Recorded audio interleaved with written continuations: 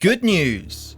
If you were too slow to snap up Nvidia stock before the AI boom, or were too skeptical of Bitcoin to get in early back in the 2000s, don't worry.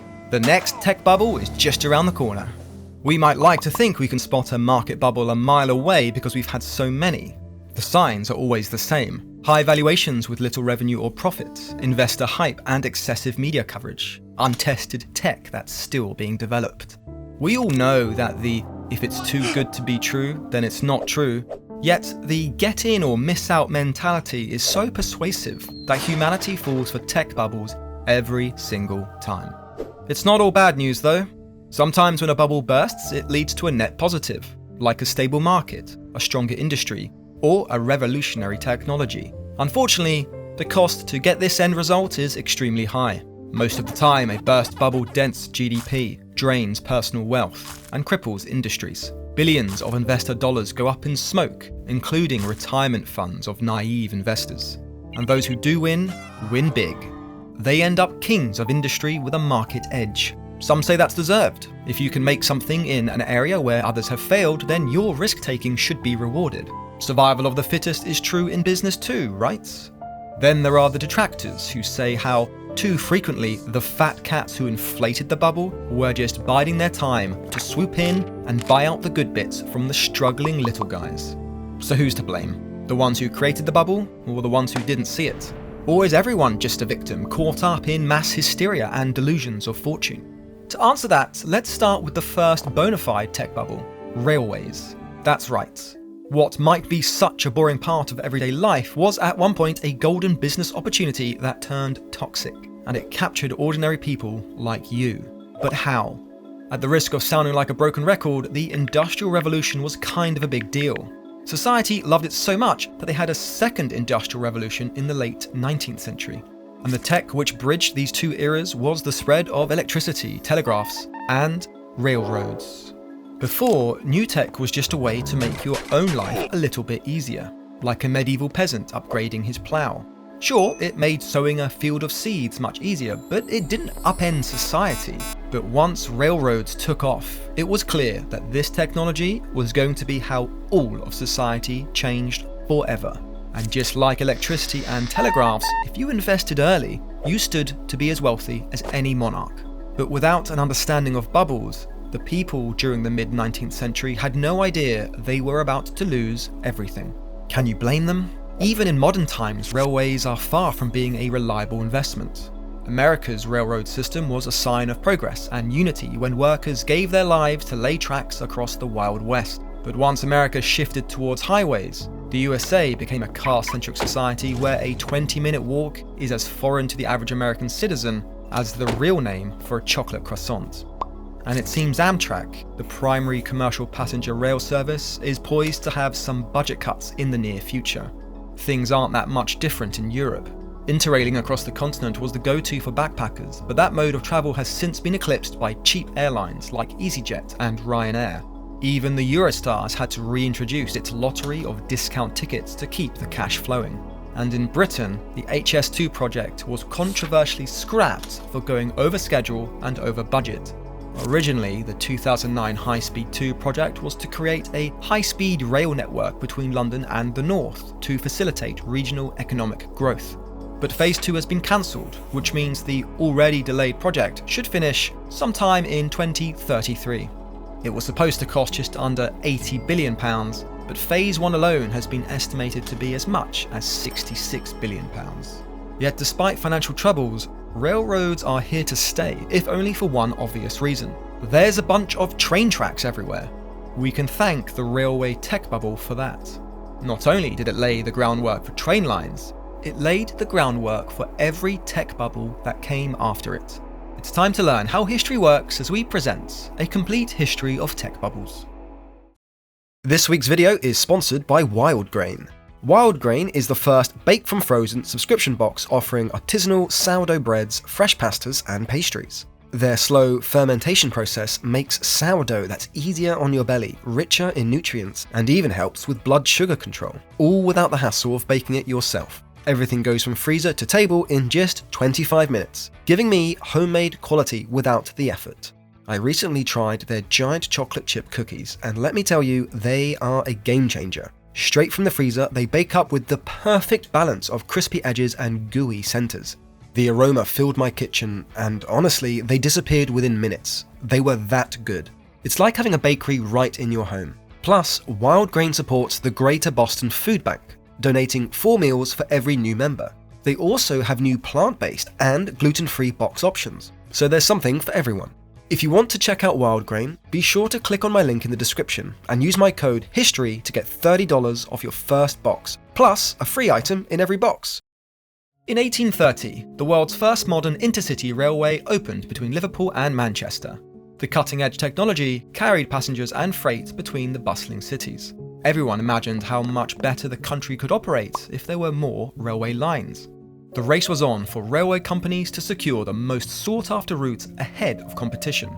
And for locals who stood to benefit from a train station in their town, investing in a company would improve their own standing as well as the local economy.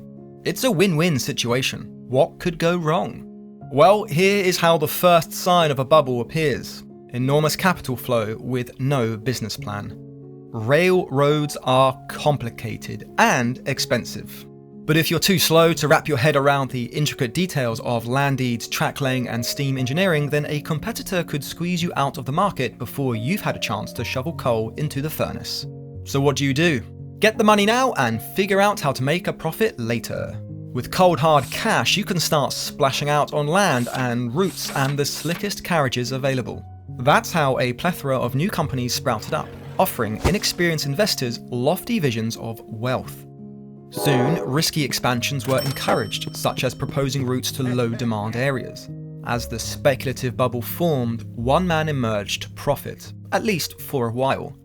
George Hudson may not be familiar with us today, but in the old days of York, he was known as the Railway King. The Conservative politician and Lord Mayor of York was a huge player in railway financing. He helped link London to Edinburgh and was the first to merge different railway companies. This helped him develop his hometown of York as a major railway junction. But as you can imagine, his way to the top relied on questionable dealings. Tactics included undisclosed debts to potential investors and falsifying records to inflate stock value. He also had a borderline Ponzi scheme. Instead of paying back shareholders through profits generated from the company, he paid them in capital. As railway share prices increased, the more people invested, and the more people invested, the more their share price increased. At his height in 1844, Hudson controlled 1,000 miles of track. Without him, railway mania might never have become the tech bubble it was. Thankfully, he got his comeuppance. Share prices soared so much until they collapsed and took with it Hudson's fortune and reputation. Though he managed to hold on to his seat for a while, support for him waned, especially when his embezzlement became more known. Eventually, he was stripped of his parliamentary seats and the imprisonment protection that came with it. But he fled to France before he could be arrested. People never forgot how his overhyped railways and financial shenanigans caused investors to lose huge sums of money. Not to mention the miles of tracks that were unfinished. 1/3 of authorised railways were never completed because companies went under, lacked funding, or simply never intended to complete the work in the first place because they were pump and dump schemes. Yet some infrastructure had been left behind. Unlike most tech bubbles, when this one burst, there was a leftover of tangible goods. Many lines were robust, so new investors with greater knowledge of the industry competed to secure Hudson's best work. Even bad lines were snapped up and revived into lucrative, workable tracks. Today, the UK has around 11,000 miles of railway. At least half of that was laid down during the railway mania almost 150 years ago. But as consumerism arrived in earnest during the 20th century, it was only a matter of time for a new tech bubble to grow over a product that may have been tangible, but didn't have the safety net of being tied to a country's infrastructure. Video games. It's a multi-billion-dollar industry today. Just playing games is enough of a viable career path. But about 50 years ago, we almost lost video games for good. The golden age of video games almost went the way of the yo-yo, smell-o-vision, and dirigible. It started with pinball becoming legal again. Yes, you heard that right. At one point during the height of pinball's popularity, some areas outlawed the ball and flipper cabinets. But when the ban was lifted, it meant that other people could make money by sticking machines in milkshake bars for kids to play. The 70s started with arcade cabinets like Space Invaders and Pac-Man. But once the technology was good enough to own a video game system in your home, the industry became much more of a Wild West. The first company to capitalize was the Magnavox Odyssey in 1972, though consumers wrongly believed that the machine would only work on Magnavox branded televisions. Before you judge the people of the time for not having the same amount of cumulative knowledge as you, just remember that young Zoomers and baby Alphas have been recorded using a Game Boy screen as an input, and swiping on real book pages like they were iPads. As the 80s approached, other companies jumped in on this hot new market. Atari released in 1977, Intellivision in 1980, and then the ColecoVision in 1982.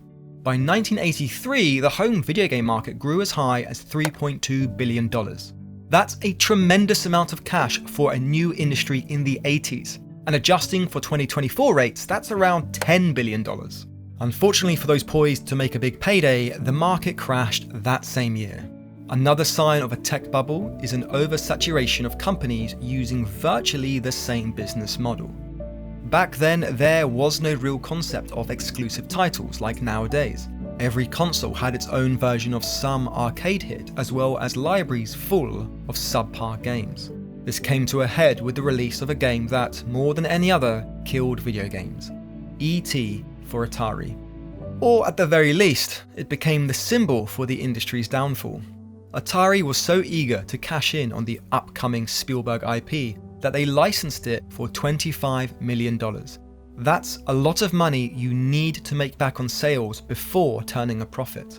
Yet they thought they could do it by paying one guy to program the game over 5 weeks. That might sound reasonable in an age where the guy who made Flappy Bird still pockets $50,000 a day. His game might not be on app stores, but those who still have it on their devices generating wealth through ad impressions. So let's remember that at the time, Atari's E.T. was a AAA game. Well, as you can expect, the end result wasn't so great. Unfortunately, game producers hadn't caught on that oversaturation of consoles mixed with poor quality games had already eroded consumer confidence. E.T.'s perplexing, incomprehensible gameplay didn't impress anyone. Atari lost $536 million.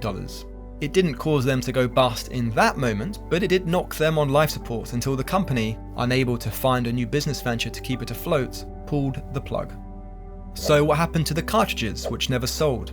Urban legend says they were buried in the deserts. On April 26, 2014, they were unearthed in New Mexico. But during all that time, other companies had known that where there is chaos, there is also opportunity. Shortly after the video game bubble burst, Japanese toy maker Nintendo revivified the sullied market with 2 key strategies. A Nintendo seal of approval, vetting process that developers had standards to meet. This helped rebuild consumer trust.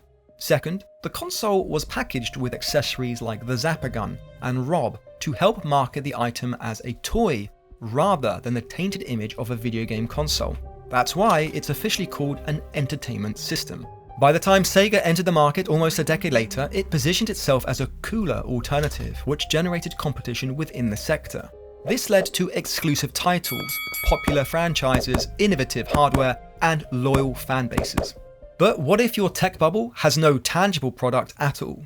The Dotcom bubble is to the internet what the ruins of ancient Greece and Rome are to democracy, society, and culture. If you're lucky, you can find the remnants of a web page from this bygone era, like the popular search engines Ask Jeeves and Alta Vista.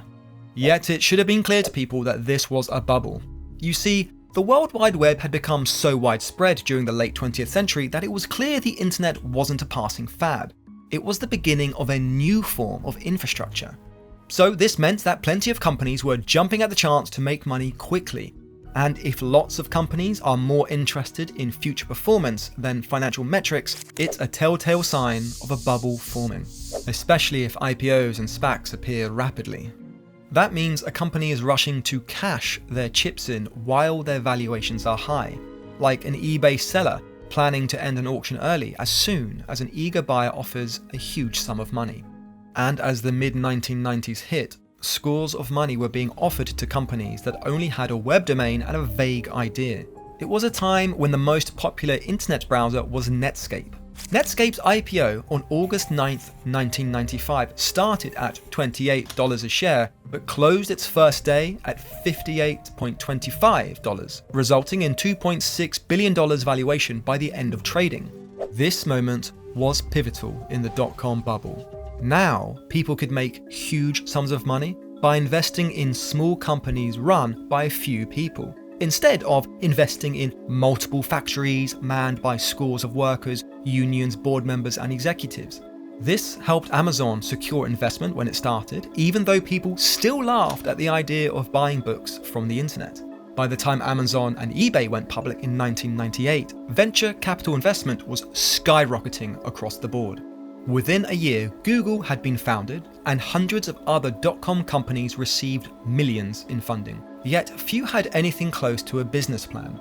But they had vision, which is the 1990s way of saying vibes. This was still the Wild West of the internet after all. All people cared about was being the first to find the biggest digital goldmine. Companies sought out celebrity endorsements and tested the waters with what we now call memes. Pets.com had such a successful sock puppet mascot that a comedian tried to sue on grounds they stole the idea from his own sock puppet skit. Yep, that's how odd the dot-com frenzy got. By the end of the year, the National Association of Securities Dealers Automated Quotations, NASDAQ, reached an all-time high as tech stocks soared. Media frenzy and excitement drive speculation even more, which is another sign of a bubble. If everyone is talking about how good a stock is, including your own parents and a breakfast news show, then it can't be that good. Especially when there isn't a business plan to back it up. After all, if everyone has the winning lottery ticket, then there's no jackpot to win. And it turned out there wouldn't be a jackpot at all. In 2000, the bubble burst big time. By March 10th, the Nasdaq peaked at 5,048, and it was all downhill from there. But investors were realizing that the companies lacked fundamentals to justify high valuations. They'd looked under the hood and realized the engine was powered by a mouse in a wheel. Just 1 month later, panic selling started because no one wants to be left holding the bag. The Nasdaq lost 30% within weeks as stocks plummeted. Some even dropped by 90%. At the end of the year, Nasdaq ended around 2,500, but by then, many companies had gone bankrupt. One of the biggest victims of the dot-com crash was Pets.com. But this did mean that the surviving companies had something going for them. Amazon and eBay stood out because of their stronger business plans, unique services, and robust integration into the emerging infrastructure of the 21st century. Perhaps 25 years after the bubble burst, it seems obvious that these icons of internet iconoclasm would become everyday apps. But just because something is useful doesn't mean it can't form a bubble. Check out the overlooked green tech bubble. No one doubts the existence or effectiveness of solar panels, wind turbines, and other renewable energy. There may be debates about how effective they are at different scales, but there's a simple test you can do to see if your solar panels power your light bulb. Connect your solar panel to your light bulb and see if it turns on. Yet that's how the bubble inflated, because another sign there's an impending market crash is if it's based on technology that's still in development. Take Solyndra. The solar panel manufacturer secured a $535 million loan guarantee from the US Department of Energy. The government was impressed by its innovative cylindrical panels, but when silicon prices declined, it meant the older, traditional solar panel tech was more cost-effective. Some might say competition from China is what really led to the company's 2011 bankruptcy. After all, there are always high risks with technological advancement. So why then, if renewable energy companies are a dime a dozen, has no one been able to improve them enough to create a green industrial revolution? Electric planes are a nice idea, but until the batteries are powerful enough to generate enough propulsion, we're stuck with oil. An article by the New York Post says artificial market inflation has created a fragile industry dependent on government handouts. That would explain why there are so many snake oil salesmen. Do you remember carbon offsetting? Last year, the likes of The Guardian, Vox, and Bloomberg published stories exposing how the promise of countering your CO2 emissions is, well, bogus. One of the earliest public figures to call this out was Hank Hill in 2008. Yet this mounting skepticism hasn't stopped clean energy companies from experiencing significant share price increases. However, some say that it's not a bubble, at least not yet. They point to how policy support and technological advancements are driving the valuation, not speculative excesses. This means that current valuations are a reflection of their potential for long-term growth. So maybe it's too soon to throw the baby out with the bathwater on this one, but potential for growth was also the cause of the social media bubble. Somehow, people still use Facebook. When its IPO arrived in 2012, it became the biggest in tech history with over $104 billion. A year later, Twitter's IPO scored $32 billion, and Snapchat's 2017 IPO secured valuations as high as $33 billion. By the mid-2010s, investors had started to question whether they'd been in a bubble. That's because despite the high number of users, it wasn't exactly clear how any of these sites make money. Well, we know the answer now: data. But still, does that justify the insane IPO valuations? Even after overtaking MySpace to become the default social network, many industry experts just couldn't see how the valuation was justified. So if you thought the death of Friendster and Vine were proof the social media bubble had burst, come back in a few years' time when even boomers get bored of Meta. Speaking of which, let's talk about the metaverse and VR. According to consultancy firm McKinsey, the metaverse will generate $5 trillion by 2030. So far, the only other companies utilizing Zuckerberg's Questverse are the luxury sectors like Gucci, plus heavy hitters like Coca-Cola and Wendy's. How exactly the metaverse is going to make anyone money still eludes experts, which is why some are saying this is going to be the next big bubble. In their defense, look at virtual reality. Cinema toyed with it as far back as the 50s and even had a resurgence in the 2010s, since the industry still hadn't figured out how to compete with internet piracy. But once streaming started to take off, 3D goggles fell by the wayside once again. Even with Palmer Luckey's Oculus Rift reinvigorating the technology, virtual reality still seems stuck as a niche product. Even Valve's headset is rarely used by the rest of the video game industry, which suggests anyone who's invested in this might be stuck with a gimmick that never takes off. Look at Apple. Their high-end Apple Vision Pro tried to do to VR what the iPhone did for consumers and businesses, but rumors suggest that they are discontinuing the product. Maybe they'll release a cheaper, stripped-down model in the future, though if Google's history is an indication, virtual reality and augmented reality have a lower ceiling than futurists imagined. Google Glass tanked faster than Google+. Remember Google+? Exactly. So what does Metaverse have going for it that's going to see a return on investment if bigger players in the tech space were never able to figure it out? Of course, the answer is blockchain and NFTs.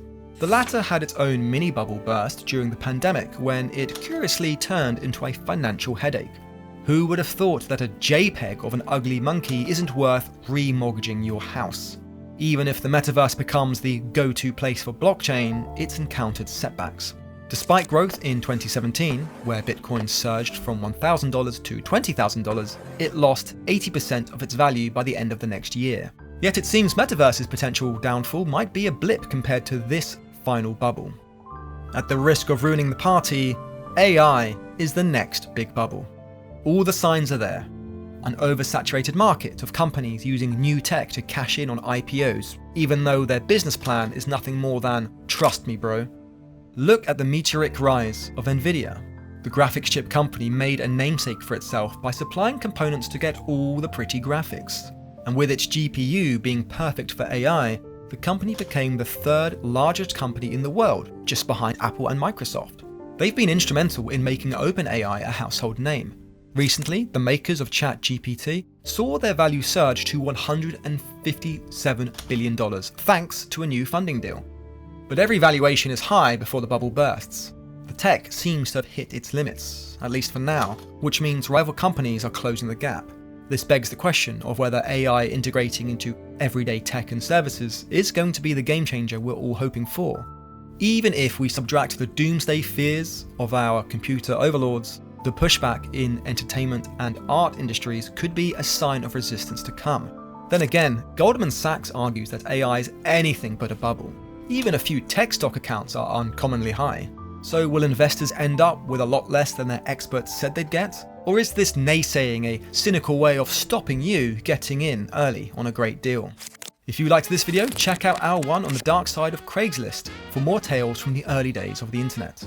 And be sure to subscribe to keep learning how history works.